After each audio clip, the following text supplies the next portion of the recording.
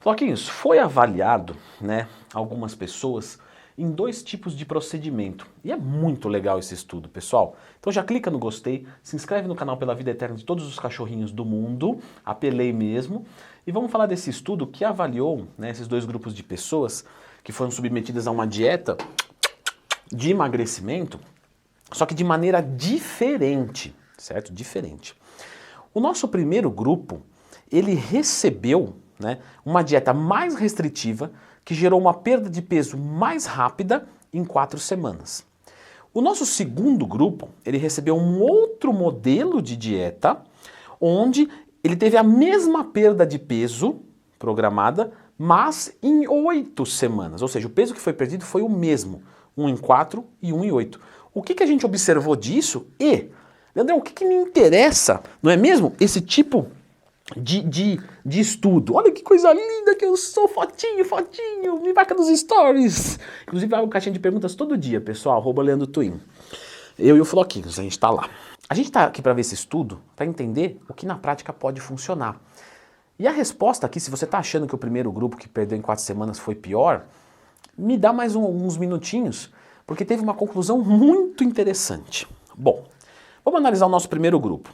Então, vamos entender o seguinte, tá? Só para ficar fácil para entender. O primeiro grupo, ele tinha uma dieta com 1000 calorias de déficit calórico. Ele fez por 4 semanas. O segundo grupo tinha uma dieta com 500 calorias de déficit calórico, mas em 8 semanas. Então, você entende que o déficit foi o mesmo, vamos colocar assim, mas um foi mais diluído e o outro menos. E aí, o que foi melhor? Bom, o nosso primeiro grupo, que teve a perda de peso mais rápida, ele teve uma perda de massa muscular. Então eu sempre falo para os meus alunos da consultoria online, presencial. Presta atenção, querido. Se for rápido demais, você não emagrece tão rápido. Por quê?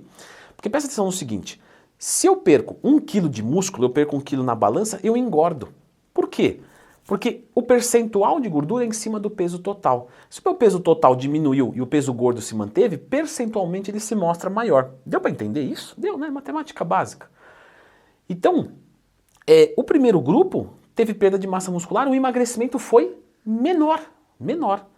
O peso perdido foi razoavelmente parecido, mas o percentual de gordura do primeiro grupo ficou maior. Mas calma, que a gente tem mais coisas para falar. Então, aparentemente foi um negócio ruim, beleza. O primeiro grupo teve um aumento de fome bem grotesco, tá? Eu comentei isso lá no meu curso que ensina como montar uma dieta do zero. Quanto mais agressivo é o déficit, mais fome você vai sentir, até mesmo uma fome emocional, porque começa a ferrar a produção de neurotransmissor, serotonina, dopamina, então você fica desanimado, você fica com fome, e isso tira a sustentabilidade da dieta, porque a pessoa começa a furar a dieta. E o primeiro grupo enfrentou um aumento da fome muito maior do que o segundo. E aí, a gente está falando da serotonina, mas a gente falou de dopamina também. Quando a dopamina cai, pessoal, ou outras catecolaminas, por exemplo, epinefrina, norepinefrina, e isso cai em dieta restritiva, quanto mais restritiva, mais cai, ela começa a te dar uma característica hipocinética. Hipo, pouco, cinesia, movimento. Então a pessoa começa realmente a poupar energia e às vezes ela não percebe. Como assim, Leandrão? A pessoa começa a evitar, por exemplo, não vou de escada, eu vou de elevador, eu estou muito cansado. Banheiro, eu vou nesse aqui perto, eu vou esperar a pessoa ir no banheiro, ela sai, eu não vou lá no outro, lá muito longe.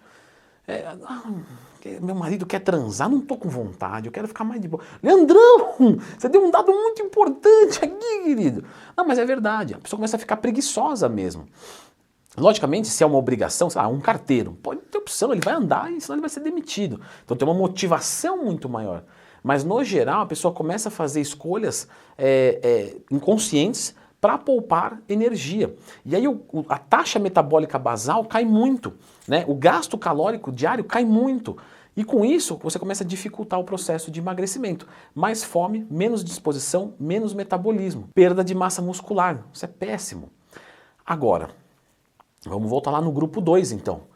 O que a gente observou de efeitos negativos no grupo 2? Porque a gente já entendeu que não houve perda de massa muscular, que a fome ficou mais controlada, que o nível de energia e motivação para atividades do dia a dia e atividades físicas foi maior, porém o segundo grupo relatou mais desmotivação, teve mais desistência. Por quê? Entende que os dois grupos, eles têm a sensação que estão fazendo dieta. O que está fazendo mais restritivo, ele não sabe o que é uma dieta mais restritiva. Ele fala, estou fazendo dieta. E você? Eu também estou. Aí ele olha para o outro e fala, opa, meu amiguinho, você perdeu 5, eu perdi 2. Dá uma desanimada. Ou seja, o ritmo da perda de peso, né, e olha que eu falei, não é nem de gordura, de peso, ele foi menor, lógico, né, porque ele foi alargado, perdeu-se o mesmo peso em 2 meses.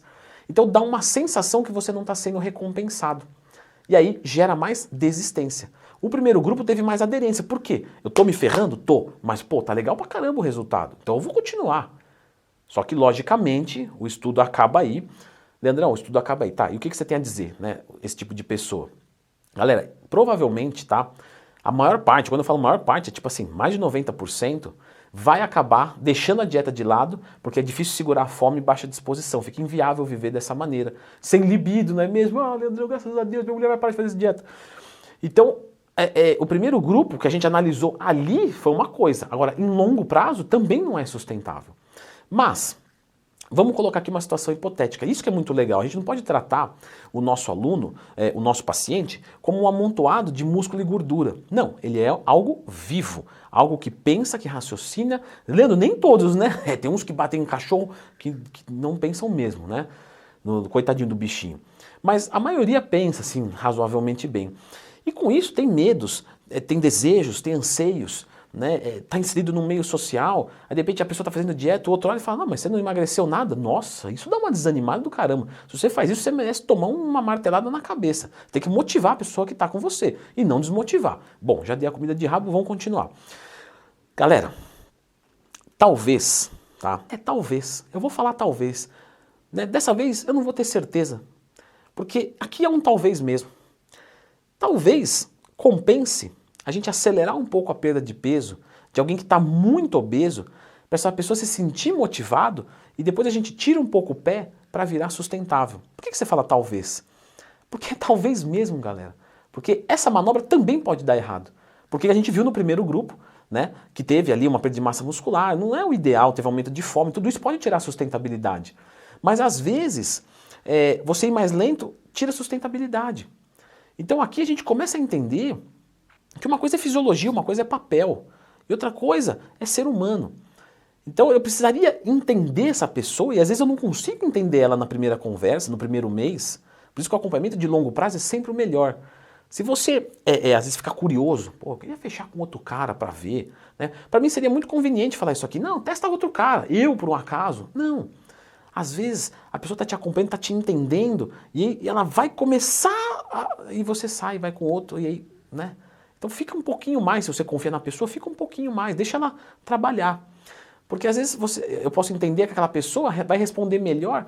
Não, é uma pessoa muito determinada, eu vou dar uma dieta mais pesada para ela, vou dar um treino mais pesado, de repente eu vou dar um tratamento com algum remédio para ajudar até nesse comecinho. Lembrando que aqui eu estou falando de várias competências, tá, gente? Pelo amor de Deus, eu não vou prescrever remédio para ninguém. Eu vou colocar uma situação mais apertada para gerar motivação e depois eu vou mais de boa. Ou talvez isso seja a pior coisa do mundo. Então a gente precisa fazer uma leitura de si e quem está atendendo fazer uma leitura do outro, certo? Agora, existem algumas coisas aqui que são padrões para um emagrecimento saudável e de longo prazo, né? Como ser magro para sempre e não emagrecer. Ah, eu não quero saber como é que emagrece, eu quero ser magro para sempre, é diferente. O cara que emagrece às vezes volta a engordar, o magro para sempre não. Então dá uma conferida neste vídeo aqui.